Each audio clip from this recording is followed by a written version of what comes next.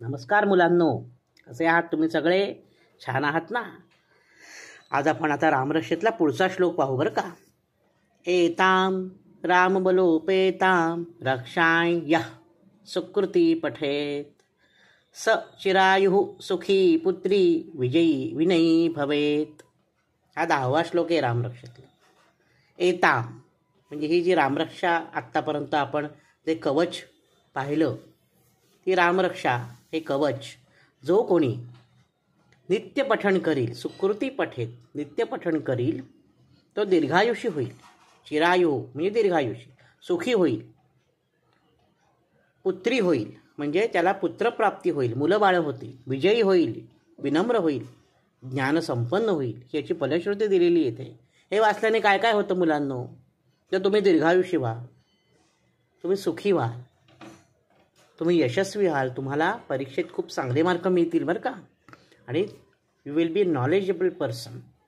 तुम्ही नॉलेजेबल व्हाल, तुम्ही ज्ञानसंपन्न व्हाल, असा या श्लोकाचा अर्थ आहे. आता मी श्लोक म्हणतो, माझ्या पाठोपाठ तुम्ही पुन्हा म्हणा बरं का. एताम रामबलोपेताम रक्षाय यः सुकृती पठेत सचिरायुः सुखी पुत्री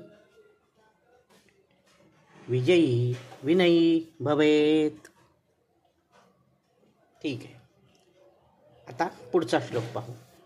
पाताल भूतल व्योम चारिणश्छद्मचारिणः न द्रष्टुमपि शक्तास्ते रक्षितं रामनामभिः. हा पुढचा 11वा श्लोक आहे. आता याचा अर्थ आपण पाहू. पाताल म्हणजे पाताळ, जमिनीखालचा भाग. भूतल म्हणजे सरफेस, जिथे लँड म्हणजे जमीन. आणि व्योम, व्योम म्हणजे स्काय म्हणजे आकाश. तर पाताळामध्ये, पृथ्वीवर आणि आकाशात संचार करणारे राक्षस कसे असतात? छद्मचारिणः, कपटाने फिरणारे असतात. त्यांना आपण डोळ्यांनी पाहू शकत नाही, बरोबर आहे. असे राक्षस पूर्वीच्या काळी होते. पण मग आता इथे राक्षस म्हणजे सूक्ष्मजीव असाही आपण अर्थ घेऊ शकतो. सूक्ष्मजीव, आपल्याला माहिती आहे ना, करोना होता बघा, काही घाणेरडा तो आजार आला होता, साथ पसरली होती 4-5 वर्षापूर्वी करोनाची. तर तेव्हा हा श्लोक म्हटल्यानंतर खूप लोकांना आराम पडला. पाताल भूतल व्योम, ते सूक्ष्मजीव पाताळात असतात, भूतळावर असतात आणि व्योमात म्हणजे आकाशात पण असतात. आणि ते छद्मचारिणा म्हणजे ते कसे असतात? कपटाने फिरणारे, न दिसणारे असतात. ते आपण डोळ्यांना पाहू शकत नाही सूक्ष्मजीव.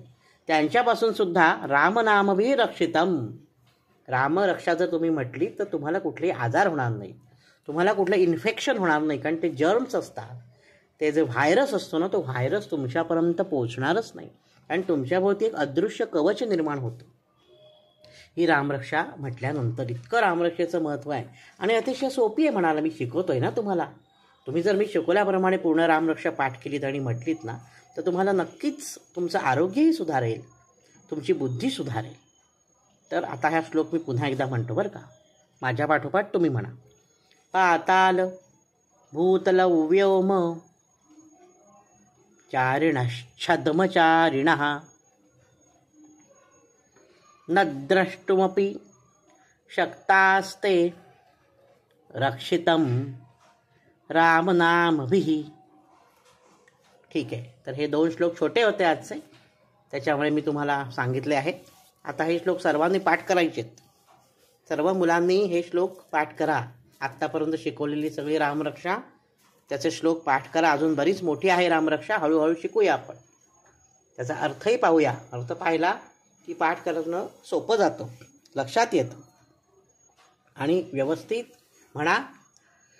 तुमच्या आवाजातले ऑडिओ मला पाठवा, म्हणजे मलाही समजेल तुम्हाला म्हणता येत आहे की नाही. एखादा शब्द तुम्हाला अडला तर मला जरूर विचारा. तुमच्या मित्रमंडळींनाही हा व्हिडिओ पाठवा, कमेंट करा, म्हणजे मला समजेल तुम्ही वाचताय, तुम्ही ऐकताय. ठीक आहे, तर मग आपण आता थांबूया. जय श्रीराम.